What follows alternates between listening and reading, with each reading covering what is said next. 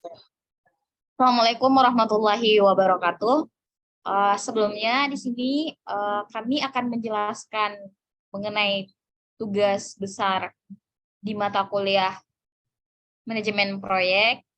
Tugas besar yang kami kerjakan yaitu mengenai project management plan pada proyek markir. Nah, di sini dalam mengerjakan project management plan markir ini ada 5 orang yang berkontribusi, yaitu saya sendiri atas nama Sri Wahyuni Asmur, dan juga ada Putri Intan Amalia Dahlan, Degit Resniawan, Anissa Arihayati, dan juga Isra Putri Yunaila. Nah, untuk mengetahui mengenai proyek markir ini lebih jauh akan dijelaskan oleh teamwork dari proyek markir ini.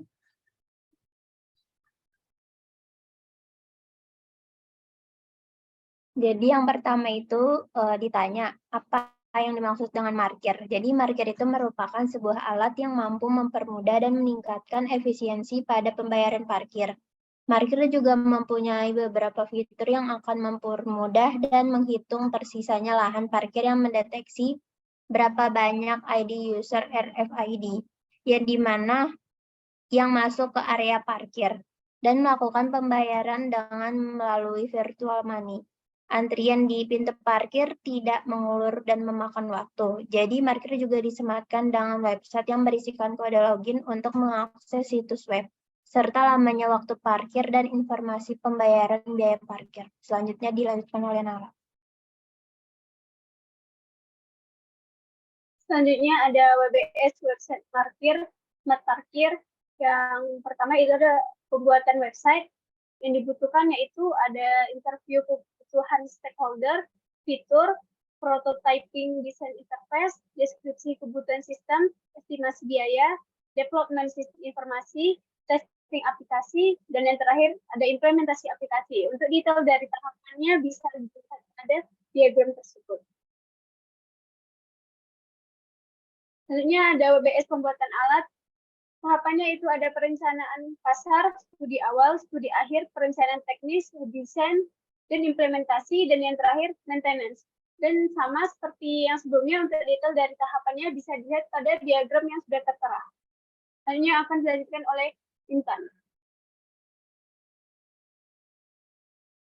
Oke, baik. Di sini kemudian ada estimasi durasi, yaitu penjadwalan aktivitas kami.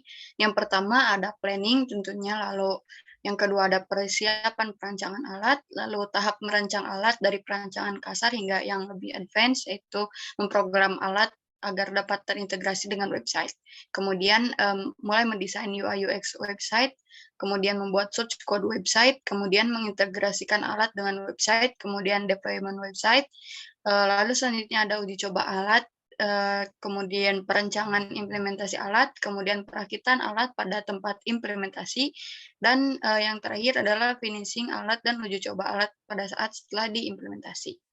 Kemudian untuk estimasi durasi lamanya waktu setiap aktivitas yang kami kerjakan terdapat pada tabel seperti yang tertera di sini.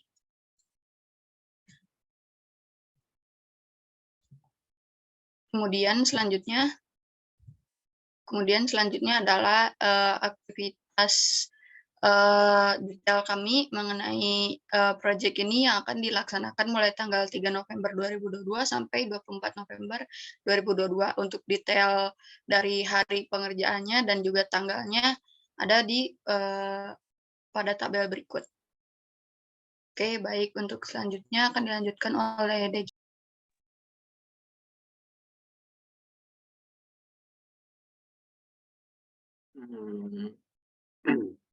Oke, selanjutnya ada cost atau budget, di mana di sini bisa dilihat pada tabel kebutuhan sama total harga yang kami budgetin.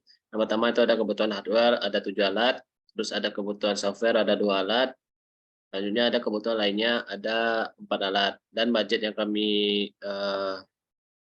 butuhin yaitu sekitar 1.002.000. Oke, lanjut. Selanjutnya ada risk identification dan evaluation. Yang pertama yaitu ada risk identification, yaitu resiko yang mungkin terjadi. Yang pertama ada hambatan ketersediaan komponen, yang kedua ada bug pada website parkir, yang ketiga ada masalah pada kinerja alat. Yang kedua ada risk evaluation. Yang pertama, apabila komponen tidak tersedia di toko terdekat, maka akan terjadi delay pada pengerjaan proyek. Yang kedua, apabila terdapat bug atau error pada website, maka program tidak dapat berjalan sesuai dengan target yang akan dicapai. Yang ketiga ada apabila terdapat masalah pada kinerja alat, maka produk tidak dapat diselesaikan dengan tepat waktu. Oke, lanjut. Selanjutnya ada risk response. Yang pertama, melakukan pembelian pada market online menggunakan perusahaan ekspedisi yang terkualifikasi. Yang kedua, memperhatikan reliability kode program yang dibuat. Terus yang terakhir, melakukan restart alat dan pengecekan secara berkala. Oke, selanjutnya akan dilanjutkan oleh Sri. Nah, tadi sudah dijelaskan dari anggota tim proyek dari proyek parkir ini. Nah, sebelum menutup penjelasan kali ini, saya akan memberikan kesimpulan di mana parkir ini merupakan suatu alat yang nanti akan diimplementasikan pada lahan parkir dengan sistem tertutup. Parkir ini memiliki keunggulan di mana nanti akan mengurangi sistem penggunaan kertas karcis dan juga karena pembayarannya melalui website atau e-wallet. Selain itu, proyek parkir ini dilakukan selama kurang lebih 38 hari dengan rentang waktu dari 3 Oktober sampai 24 November 2022. Budget yang dikeluarkan tadi sudah dijelaskan yaitu sebanyak Rp1.002.000. Di mana terdapat beberapa risk, yaitu ada 3 yang mana jika komponen yang dibutuhkan itu tidak tersedia di toko terdekat, nanti ini akan mendelay dari proyek parkir. Terus jika terjadi bug pada websitenya, maka nanti program dari websitenya tidak dapat berjalan sesuai dengan target yang sudah ditentukan. Selain itu, resiko yang ketiga itu jika kinerja dari alatnya ini tidak berjalan dengan baik, maka nantinya produk tidak dapat selesai dengan tepat waktu, seperti itu. Nah, dari proyek ini juga ada beberapa stakeholder, yaitu ada PM-nya, project manajernya, ada software analisnya, ada programmernya, ada administrator, dan juga ada software developer-nya. Ada juga software developer, jadi totalnya stakeholder ada 5.